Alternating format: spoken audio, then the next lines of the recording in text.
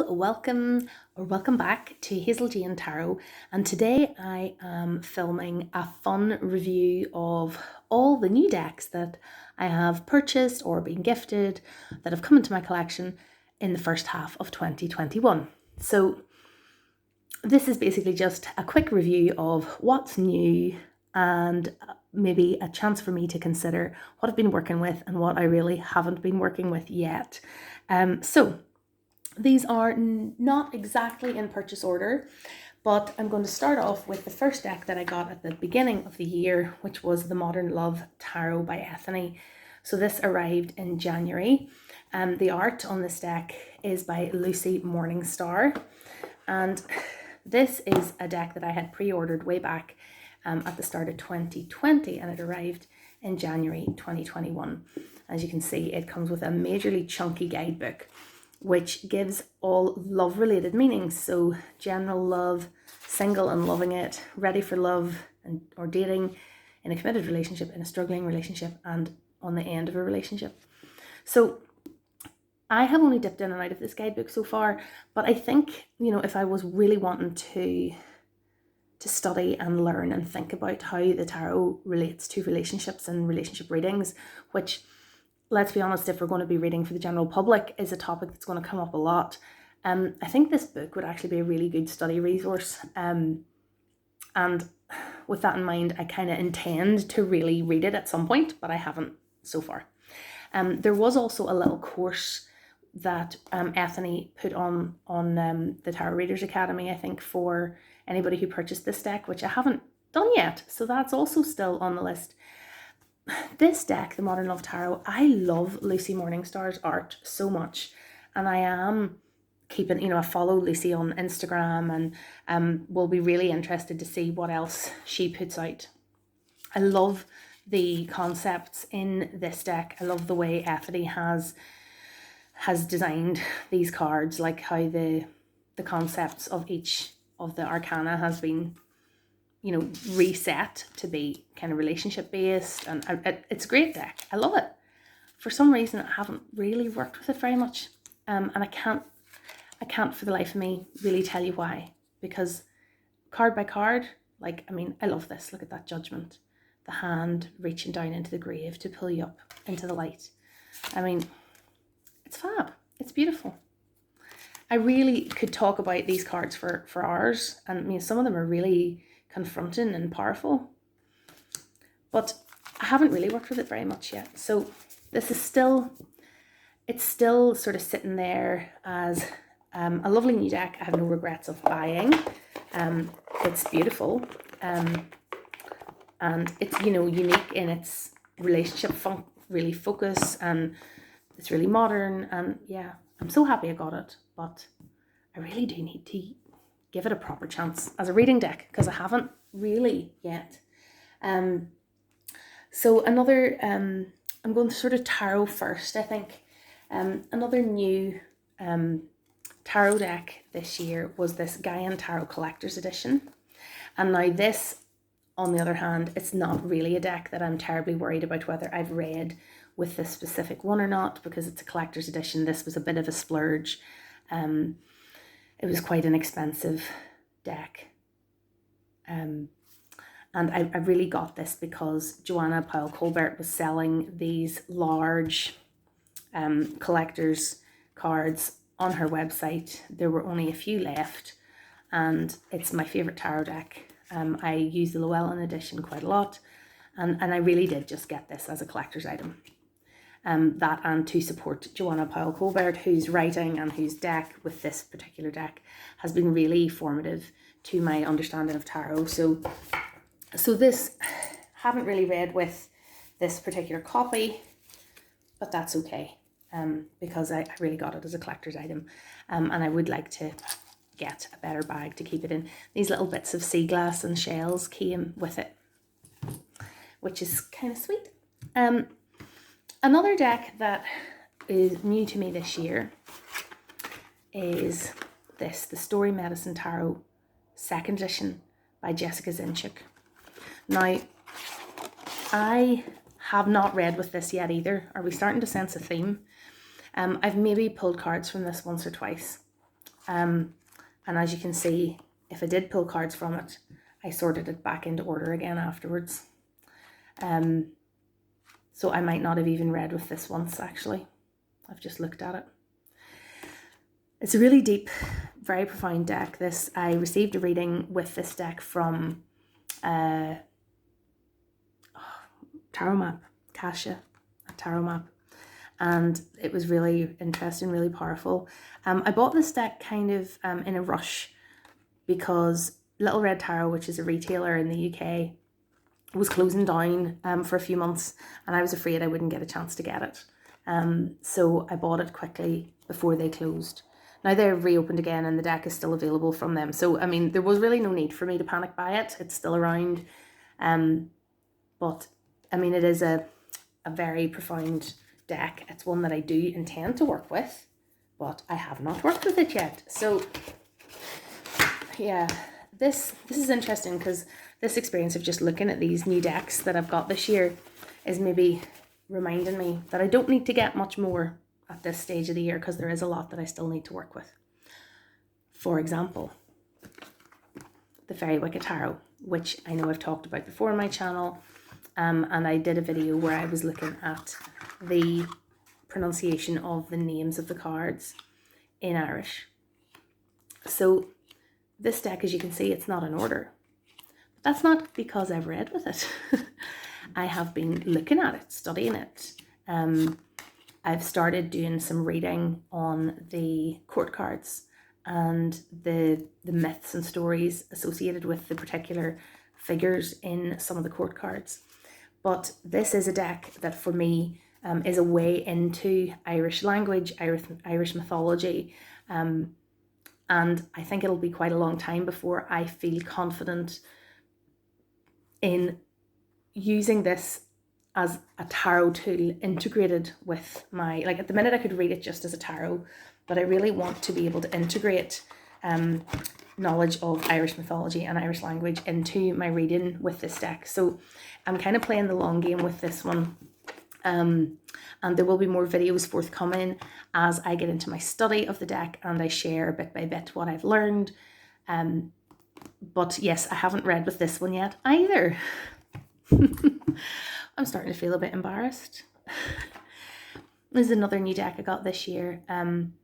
So where the Faery Wicca Tarot, that was one I bought as a second-hand deck on, like as it's out of print on Etsy. This is a deck that's still available mass market, but this I got in a trade, and it is a little dinky tarot in a tin. And the deck, when I got it, had been modified, so I don't know if you can see it there on camera. Yeah, you can see it on the minors. So there were keywords, Thoth keywords on the minor arcana, and the person who owned this deck before me had blacked them out with a Sharpie. And that is absolutely fine with me because I don't read Thoth and I don't like keywords on decks. So I didn't care at all about that. This is a really cute deck and the cards are teeny tiny. This deck I have read with. I brought this deck with me on holidays because it's in a tin. And I had got some really nice little readings with it while I was on holidays. This is a deck that I even, oh, there's one reversed card. This is a deck that I do really like the illustration style of. And I kind of feel like the larger size cards would have been nice because the art is cute and it's a little hard to see on the small cards. But having a travel deck in a tin, this is the only one I've got, is super handy. So yeah, that was a trade and I'm really happy with that. I can't remember what I traded for it now. Might have been the spellcasting oracle cards. So I think I did well getting that. This is another one that I got in a trade, the Good Tarot. And I haven't read with this yet either. I've done a few readings for, you know, my Instagram readings, but I haven't read with this for my own personal readings yet. So I don't know this deck at all yet. It's very pretty. It's a deck that I had never really had any interest in buying for myself. One of my good friends uses this deck a lot. Really, she really gets a lot out of it. To me, it might as well be a pip deck, I guess, because the pictures don't correspond to a narrative that I, especially in the minor arcana, like the the pictures don't correspond with the narrative that makes sense to me in terms of the card meanings. But the art is really pretty, and I know the tarot well enough that I could read it just from the name and enjoy the art. So when this came up as a possibility as a trade, and I think it was an oracle deck as well that I traded for this one. I thought, why not give it a go? So yeah, I'm happy enough to have got it in the trade. I think it was a good trade for what I swapped for it, but I haven't read with it yet. The Anne of Green Gables Tarot. This was a real find this year. So excited about this deck when I got it, and it wasn't that expensive either. It was £30, I think, bought directly from the creator, who is called A Disordered Mind _Zines on Instagram. And it's just a really sweet tarot deck that's based on Anne of Green Gables. And I have a deep dive into sort of an unboxing of this where I talked through all the different cards and what bits of the Anne of Green Gables story I thought was being represented in each card and all. It's just so sweet. And for me, this is definitely an inner child deck. It really brings me back to my childhood. Have I read with it much yet? No. Oh dear. No, not really. But gosh, I really do want to. It's beautiful. I love it. I love this. I'm smiling so much looking at this. I mean, and to some extent, this is a collector's item for me as well as a reading deck. But this, if I ever need something for inner child type work, this is the deck for me. So, okay, another tarot deck I haven't really read with very much. Gulp. Another new tarot deck I got this year is the Celtic Wisdom Tarot Pack. Let me get it out of its enormous box. So this is one that I got on eBay. Ooh, I just sent a card flying across the room. Let's see what it was. Maybe there's a message. The Hierophant, the Rememberer. Yeah, that sort of sums up how I think of this deck actually. So this is a fabulous deck that's exploring Celtic mythology, particularly Irish and Welsh myths. And I got this earlier this year because it's a big focus of, there's Bridget, a big focus of my sort of, my reading, my interests this year has been looking at, my Irish, I am Irish, live in Northern Ireland, looking at sort of Irish mythology and starting to learn the Irish language. So working with tarot and oracle decks that also are rooted in Irish mythology has been really important to me. So I was delighted to get this deck. I have read with this a bit, unlike say the Faery Wicca tarot where I haven't touched it at all. I have read this, I've done readings for myself with this deck. And I have read the guidebook for this deck as well. So I've definitely got a lot more to learn about it, and I could use it a lot more than I have, but I have used it a bit. Let's see what other tarot decks I have new this year so far. This is another splurge, the Mysteries of Mary tarot. This I got, again, it was one that I had sort of had my eye on and off. And it was one that I bought because I saw Instagram posts that suggested the deck was going to be let go out of print whenever the Mysteries of the Black Madonna deck, which the creator has, it's Hetty and Grobler, is the creator. She's in South Africa. She's just brought out the new deck, and there was a suggestion that once that new deck came out, she wouldn't be keeping this in print.